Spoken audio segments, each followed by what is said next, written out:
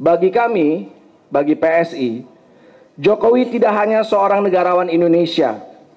Pak Jokowi sudah menjadi ide besar, gagasan besar tentang keindonesiaan yang kita cita-citakan. Pak Jokowi memperlihatkan pada kita semua bahwa Indonesia memang hebat, Indonesia maju dan membanggakan. Itulah yang PSI sebut sebagai Jokowisme. Jokowi is me, Jokowi is PSI. Kami mohon doa restu dan semoga Allah Subhanahu wa taala dan masyarakat Indonesia membantu perjuangan kami. Assalamualaikum warahmatullahi wabarakatuh. Waalaikumsalam warahmatullahi wabarakatuh. Alhamdulillahirabbil alamin. Bung kameramen, apa kabarnya gerangan? Alhamdulillah baik, Bung Alfian. Bung kameramen dipersilakan membacakan berita yang akan kita bacain.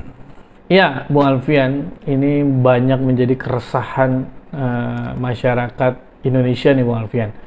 Karena ada munculnya Jokowiisme, ini menjadi perusak mental menurut saya. Karena mereka akan menjadikan Jokowi sebagai titik.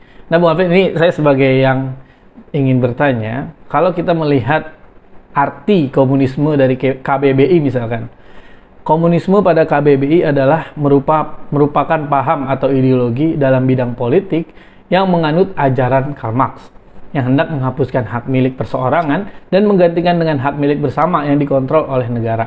Berarti kan kalau Jokowiisme bahasa gampangnya adalah merupakan paham atau ideologi yang menganut ajaran Jokowi.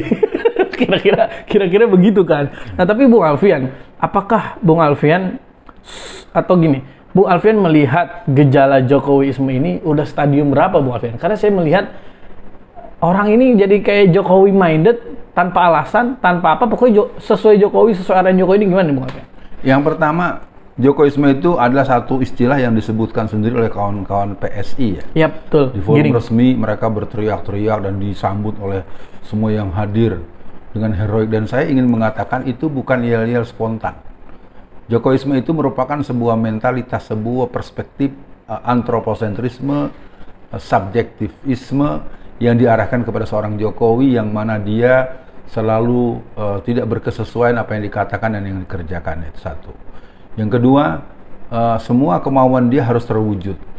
Semua orang sangat tahu apa yang disebut harus terwujud. Jokowisme merupakan pandangan subjektif yang kelihatannya mulai menunjukkan tanda-tanda bahwa ada orang yang bernama Jokowi yang dia tidak boleh dibantah. Golkar sebagai sebuah partai yang sangat super body, yang sangat settle, sangat modern saja sudah mulai was-was karena kemungkinan besar akan diakuisisi. Ya, apa langsung Jokowi jadi ketua umum Golkarnya atau yang lainnya. Itu bukan pendapat pribadi Alfian. Itu merupakan pandangan yang berkembang secara luas dan kelihatannya juga mulai menitis ke bawah, mulai menetes ke bawah. Fenomena Gibran, fenomena Kaisang itu merupakan sebuah fenomena abnormalitas, sebuah peran-peran sosok anak manusia. Kita tidak bisa memungkiri bahwa kita menghormati lahirnya generasi muda, Gen Z dan generasi milenial secara umum.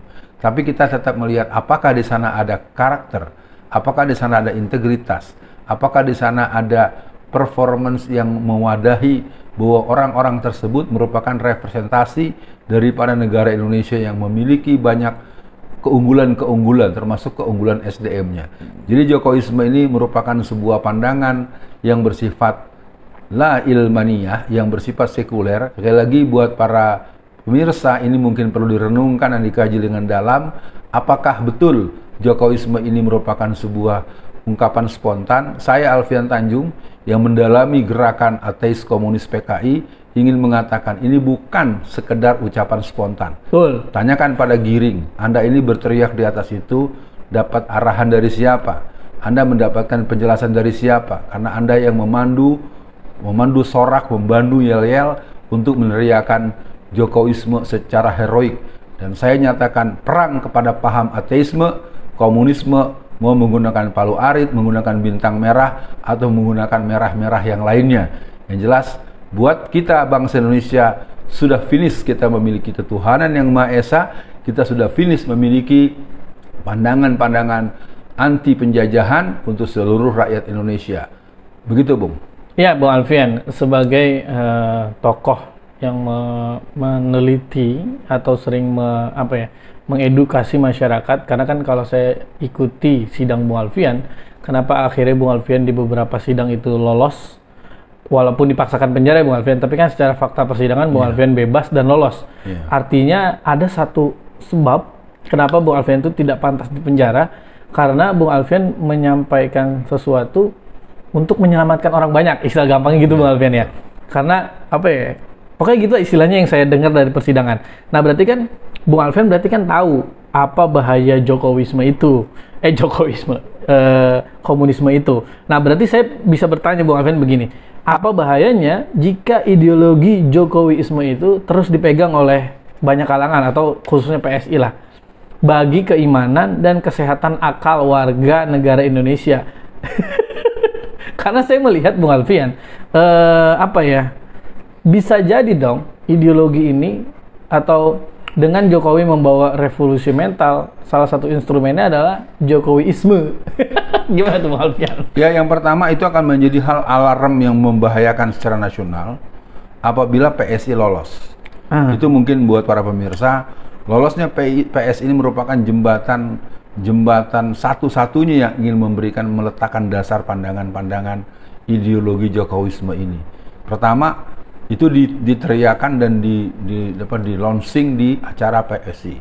Yang kedua, ternyata dalam kita menarik sejarah awal berdirinya PSI, ternyata dari jauh-jauh hari PSI itu adalah sebuah kelembagaan partai yang memang Jokowi sudah tahu dan sudah ikut dalam proses-proses awal. Walaupun mungkin dia tidak dalam peran-peran dominan, orang juga sudah tahu semua ada dalam jembatan orang yang bernama Jeffrey Giovanni. Jeffrey Giovanni orang yang menjembatani dari berbagai sumber, terutama sumber pendanaan. Sekali lagi itu. Yang kedua, apa bahaya Jokowisme? Bahaya Jokowisme ini adalah bahaya kultus individu. Bahaya di mana orang bisa berbuat semaunya, berbuat bohong, berbuat salah, berbuat melanggar undang-undang, mengikuti apa kemauan istri, mengikuti apa yang diperlukan untuk anak-anaknya, apa yang diperlukan untuk cucu-cucunya, untuk menantunya, dan itu artinya sebuah bentuk kemonarkian. Dan negara ini telah berubah secara de facto sebagai negara kerajaan. Nah ini mungkin bagian yang harus didudukan dalam artian maka hak angket dan interpelasi akan berjalan satu helaan napas. Yang lainnya mungkin dari saya, buat seluruh masyarakat Indonesia, saya menyatakan pemilu 2024 adalah pemilu yang memberikan penyadaran secara nasional. Karena apa? Tingkat partisipasi masyarakat 83%. Itu merupakan hal yang langka. Biasanya hanya di atas 60, 70 kurang atau 80 kurang. Sekarang 83%. Ini artinya di kalangan kaum muslimin yang banyak punya pandangan-pandangan garis perjuangan yang non-kooperatif, mereka untuk kali ini memilih untuk berkompromi, memilih presiden dengan arahan yang diberikan oleh para ulama dan tokoh-tokoh mereka. Itu Bung Kameramen, terhadap apa yang kita bicarakan kali ini, kita perangi pandangan-pandangan yang mempertuhankan manusia, yang menjadikan manusia sumber kebenaran. Assalamualaikum warahmatullahi wabarakatuh.